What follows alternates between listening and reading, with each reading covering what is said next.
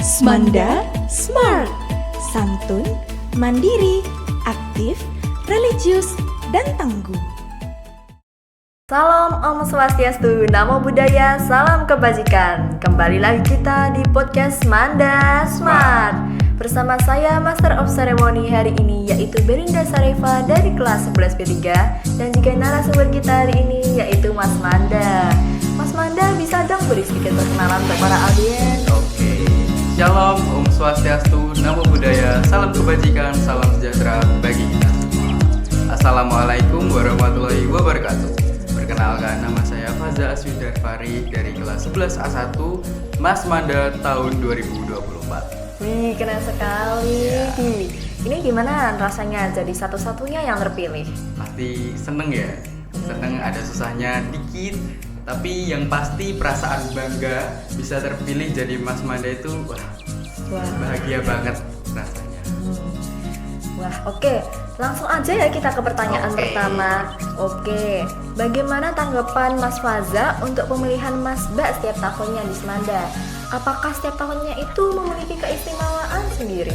Oke, jadi untuk pemilihan Mas Mbak Semanda tahun kemarin itu dilaksanakan beberapa tahap ya. Jadi ada beberapa tahap dan tes yang dilaksanakan selang beberapa hari gitu. Nah, untuk tahapannya itu, tahapan yang pertama kita per kelas itu disuruh untuk mengirimkan perpasangan. Jadi cowok dan cewek itu sebagai pasangan Mas dan Mbak, nanti sebagai peserta yang akan terpilih menjadi Mas Mbak Semanda gitu. Nah, jadi tahapan tes yang pertama itu adalah kita disuruh untuk membuat video perkenalan. Video perkenalan itu bisa berupa berisi minat dan bakat kita, terus harapan-harapan kita untuk Semanda kedepannya. Jadi itu udah mulai dites gitu dari videonya itu.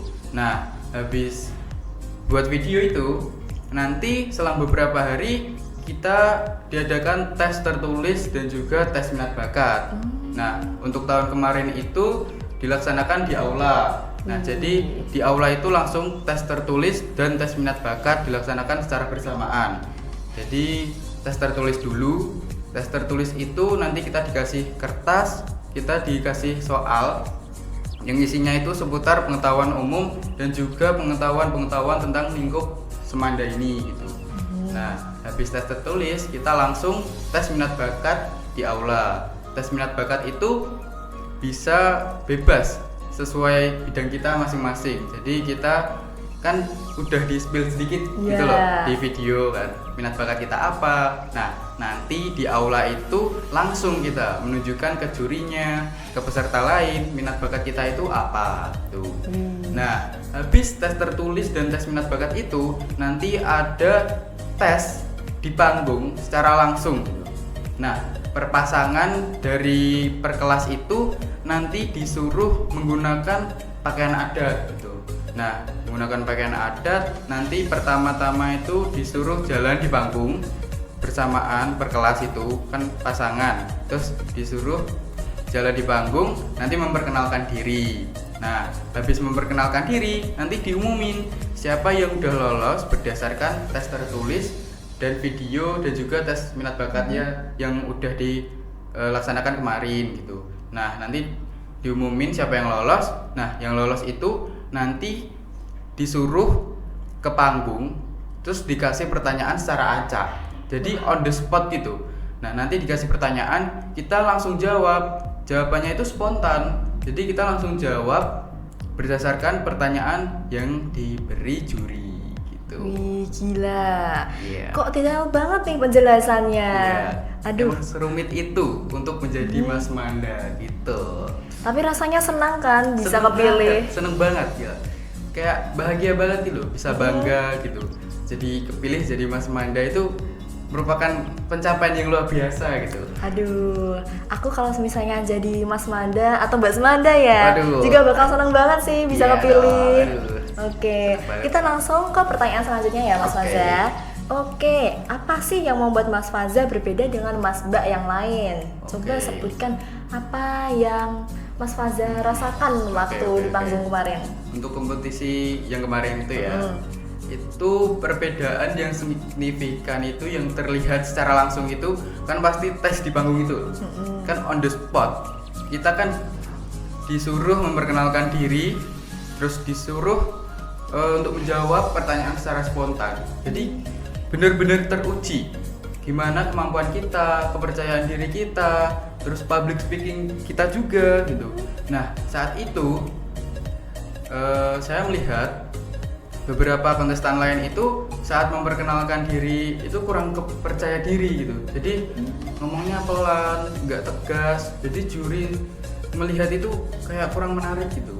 Nah pas saya maju itu, pas perkenalan itu kayak saya langsung percaya diri, saya langsung ngomong secara tegas, saya memperkenalkan diri secara langsung dan tegas. Jadi kayak juri-juri itu tertarik dengan perkenalan kita, first impression kita sebelum masuk ke tahap selanjutnya itu, wah ini kayak beda dari yang lain gitu. Semenarik itu ya sampai menangkap perhatian para juri. Itu juga aku udah lihat-lihat dulu di YouTube gitu, search dulu gitu, gimana yang baik ya memperkenalkan diri di depan juri gitu. Jadinya aku bisa percaya diri juga. Gitu. Totalitas sekali Mas Faza. Aduh. Oke, menurut Mbak Faza apa sih kualitas yang paling penting untuk dimiliki Mas Mbak Semanda? Oke, untuk kualitas untuk Mas dan Mbak Semanda yang menurutku penting untuk dimiliki itu adalah yang pertama public speaking. Public speaking itu butuh pasti banget. Ya? Iya. Public speaking itu butuh banget karena Mas dan Mbak Semanda itu biasanya diundang ke acara itu biasanya untuk menyampaikan secara langsung. Jadi kita itu bicaranya itu diuji benar-benar gitu.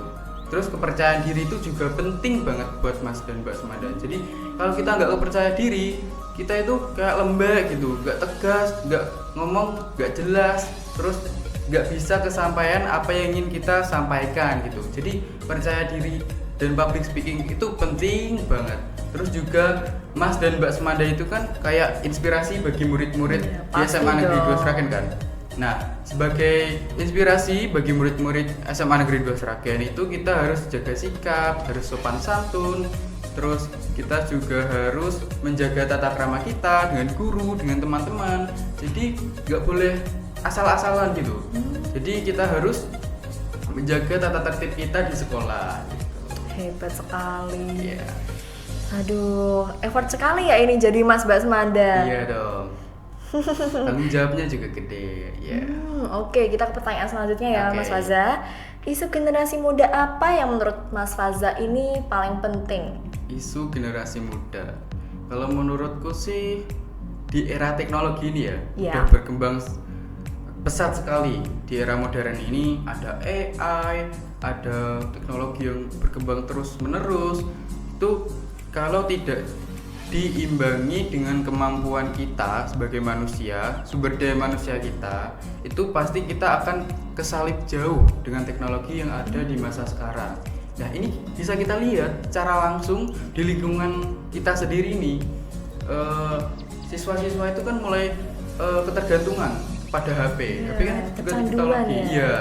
Ya benar sih, emang HP itu sepraktis itu, sebermanfaat itu, bisa membantu secara langsung gitu pada kita. Tapi HP itu kan bisa dibuat jadi hal yang positif, juga bisa dibuat hal yang negatif. Ya, gitu. betul Tergantung sekali. kita. Nah kan banyak murid-murid sekarang, anak SMP gitu, yang belum dewasa dan masih remaja gitu, tapi udah main HP, udah bisa memanfaatkan teknologi, tapi itu mereka belum sedewasa itu gitu. Jadi nggak tahu yang mana yang baik, yang mana yang buruk.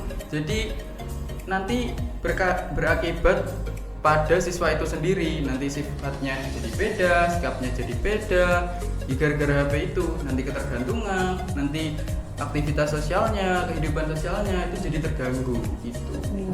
Walaupun sangat praktis, tapi begitu mempengaruhi Iya. kehidupan kita sehari-hari ya Iya. Mas Faza ya. Kalau salah digunakan itu pasti dampaknya juga besar. Tapi kalau kita bisa menggunakan dengan baik, dengan maksimal, itu juga dampaknya juga besar bagi kebaikan kita. Gitu. Berarti kita harus bijak dalam menggunakan handphone, Iya, guys. betul banget. Oke, apa yang Mas Faza lakukan jika Mas Faza diberikan tugas untuk memberikan melestarikan budaya gitu, budaya Sragen di dalam lingkup Semanda? Oke, untuk budaya di Sragen ya, khususnya di Sragen ya, budaya Indonesia ya di Sragen. Budaya di Sragen kan banyak banget ya, kayak tari-tari tradisional di Sragen kan juga ada. Terus kebudayaan di Sragen kayak wisata-wisata, contohnya kayak Gunung Kemukus dan juga Sangiran, itu kan budaya, walaupun bentuknya wisata, itu kan juga budaya yang dimiliki Sragen yang harus kita budayakan gitu. Nah, kita sebagai masyarakat Sragen itu juga bisa mengunjungi wisata-wisata untuk memakmurkan yang menjaga di sana tuh biar ramai terus bisa dilihat terus gitu. Terus untuk budaya di Sragen kan makanan-makanan juga banyak, makanan tradisional gitu, makanan khas Sragen, soto giring gitu. Terus kayak makanan pasar gitu. Kan sekarang anak-anak muda sudah banyak yang nggak doyan gitu sama makanan-makanan gitu. Nah, kita sebagai siswa-siswi ini yang remaja ini bisa melakukan hal dengan terus memanfaatkan itu budaya itu, terus kita harus melestarikan terus gitu. Jadi jangan sampai punah oleh teknologi pada zaman sekarang gitu. Ya, betul sekali ya pernyataannya Mas Faza ini. Kalian harus dengerin deh, karena ini apa yang Mas Faza lontarkan itu begitu bijak sekali, guys. Aduh. Kita lanjut ke pertanyaan terakhir ya Mas Faza. Oke, apa momen paling berkesan dalam hidup Mas Faza sejauh ini dan apa yang Mas Faza pelajari dari pengalaman tersebut? Waduh, oke. Jadi aku mau cerita sedikit ini ya. Boleh, nggak apa nih? Pengalaman yang banyak aku sekalian. Hidup aku banget ini. Nah, jadi tuh dulu kan saat SMP ya. Iya. Itu kan COVID tuh merajalela gitu. Semua harus daring, semua harus dilakukan di rumah. Jadi kita nggak boleh bersosialisasi di luar lingkungan rumah gitu. Jadi diisolasi terus biar kita juga nggak kena infeksi COVID itu sendiri. Nah, pas itu kan kita sebagai siswa ini kan, kegiatan utama kita kan sekolah. Nah, saat itu sekolah itu kan nggak dilaksanakan secara langsung di sekolah. Saat itu dilaksanakan secara daring. Nah, sisi positif sekolah secara langsung itu kan bermanfaat bagi kehidupan sosialisasi kita kan. Nah, dengan adanya COVID itu jadi semua daring, semua dilaksanakan di rumah. Jadi kita nggak ada tatap muka, nggak ada sosialisasi. Jadi kita kayak ketergantungan pada HP itu lebih kuat gitu. Nah, aku juga terkena dampaknya. Waduh. Nah, dulu aku juga itu pas daring itu ya malas-malesan gitu. Ada tugas kan lewat Google Classroom kan gitu ya. Nah, ada tugas lewat Google Classroom walaupun ada batas tenggatnya, tapi kan kita bisa menunda-nunda dulu gitu. Nanti dikerjain nanti gitu. Kan pas SMP juga kita masih remaja, belum sedewasa ini gitu.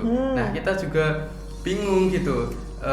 Gimana ini daring kayak gini gitu, nggak bisa ketemu temen, jadi di rumah terus bosen, ada game, ada HP, kita kan bisa melakukan hal lain gitu, pasti belajar bosen gitu. Pas saat itu, nah di titik jenuh itu aku pas sudah pertengahan COVID itu, aku mulai sadar, aduh aku kayak gini terus pasti nggak bisa berkembang gitu. Terus betul itu guys, aku bakatnya apa ya, aku itu juga masih bingung jati diriku itu di bidang apa gitu, bakatku apa ya, minatku ke apa ya, aku kok gini terus ya, kok main HP terus, kok males-malesan terus gitu pas COVID itu. Terus aku lihat ayahku kan ayahku kan dosen. Iya, kan? Waduh keren sekali nih. Aduh, dosen seni rupa gitu. Nah, aku kayak lihat ayahku kan di rumah terus juga kan, universitas juga dibuat daring kan, lewat Zoom gitu kan.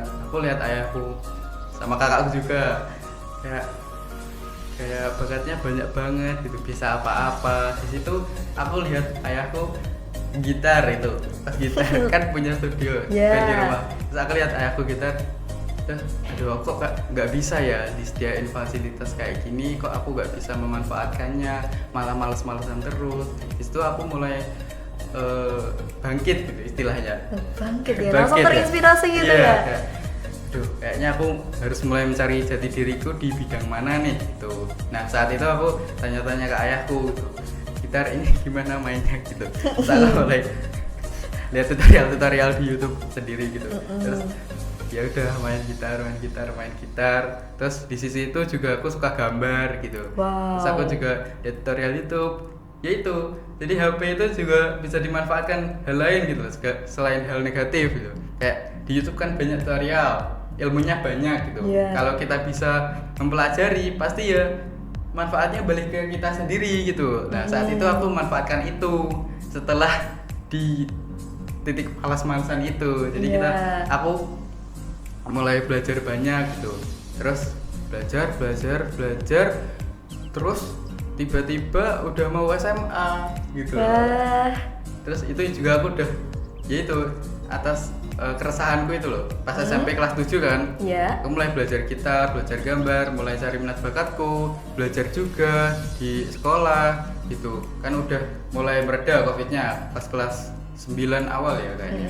Nah itu aku udah bisa merasakan dampaknya dari keresahanku di kelas 7 itu. Jadi aku udah merasa lebih pede lah. Ini aku punya kebolehan nih di gitar gitu. Aku bisa main dikit-dikit gitu. Terus bisa gambar dikit-dikit gitu. Terus makin bisa juga di pelajaran sekolah karena nggak malas-malasan lagi gitu. Terus kelas 9 tiba-tiba udah mau SMA. Nah kelas 9 itu sebenarnya aku ya udah gak malas-malasan banget, tapi juga masih kayak titik jenuh gitu loh. Kan orang normal kan, orang kan pasti gini terus belajar terus pasti jenuh. Aduh gimana ya ini kok kayak gini terus, cari sesuatu yang baru gitu ya. Nah itu aku di titik jenuh lagi, kelas 7 di titik jenuh, terus dapat solusinya kan. Terus kelas 9 titik jenuh lagi, terus dapat solusi lagi. Nah terus aku kayak lihat-lihat YouTube gitu, lihat-lihat YouTube, terus aku kayak kayak nyari tips-tips kayak gimana masa remaja ini gimana gitu, baiknya cara mencari jati diri dengan baik gitu, memanfaatkan masa remaja ini dengan baik. Nah tiba-tiba aku ketemu channel YouTube-nya itu bagus banget. Kayak aku sekarang jadi buat itu tuh, buat orang itu loh, yang punya channel YouTube itu kayak role modelku gitu. Waduh. Aku spill ya namanya. Spill aja nih. Di YouTube ada. Terus viewsnya juga lumayan banyak. Zahid Asmi Ibrahim itu orang yang jadi inspirasiku di kelas 9. Nah, kan aku mau lulus SMA itu kan kayak ada ujian itu, ujian terakhir gitu sebelum ninggalin masa SMP gitu. Nah, aku lihat gitu. Ini channel ini kok Mas Zahid ini ya. Kayak istilahnya walaupun gak kenal, aku tetap kayak kagum banget gitu yang namanya Mas Zahid gitu. Mas Zahid ini kok kayak rajin banget sih, kayak di masa SMA-nya kok bisa kayak gini, bisa bikin video yang memotivasi anak-anak siswa-siswa remaja gitu. Terus habis itu aku termotivasi dalam salah satu videonya itu kalau nggak salah, karena aku mau belajar buat ujian terakhir itu. Terus videonya itu cara belajar yang efektif gitu. Terus aku lihat oh gini ternyata belajar itu jangan sistem kebut semalam gitu. Bener sih. Kita harus belajar dulu, memahami gitu. Nah itu aku belajar cara belajar gitu loh. Belajar, caranya belajar itu gimana yang efektif. Aku lihat videonya Mas Zahid itu kayak oh gini. Nah terus aku dulu juga orangnya malas baca buku gitu. Terus gara-gara Mas Zahid itu juga di channel YouTube itu kan sering bahas buku gitu. Nah aku jadi punya keinginan gitu, terus ke Gramedia beli beberapa buku gitu. Terus habis itu kan aku belajar akhirnya lulus SMP, terus masuk ke SMA Negeri 2 Sragen. Nah di SMA Negeri 2 Sragen ini gitu, udah terupgrade gitu. Nah aku kalau misalnya ada di titik jenuh lagi, lihat Mas Zahid termotivasi lagi gitu. Oh gitu ya guys tipsnya. Nah, terus aku mau spill salah satu buku nih yang udah aku Apa baca tuh? yang Spill dong. dari Mas Zahid ini. Nah dulu kan aku kelas 9 ke Gramedia. Nah sebelum ke Gramedia itu kan aku cari buku-buku yang bagus apa ya, yang kayaknya menarik apa ya. Nah aku ketemu salah satu buku namanya Atomic Habits. Nah itu kayak tentang kebiasaan kita gitu loh. Setiap 1%-nya dalam hal yang kita lakukan itu pasti jika dilakukan secara terus menerus itu pasti bisa membuahkan hasil yang kayak besar gitu loh. 1% kan misalnya satu hari 1%, 1%, 1%. Kalau Jadi udah 100 hari, 100%. udah 100% kan? Gak kerasa loh.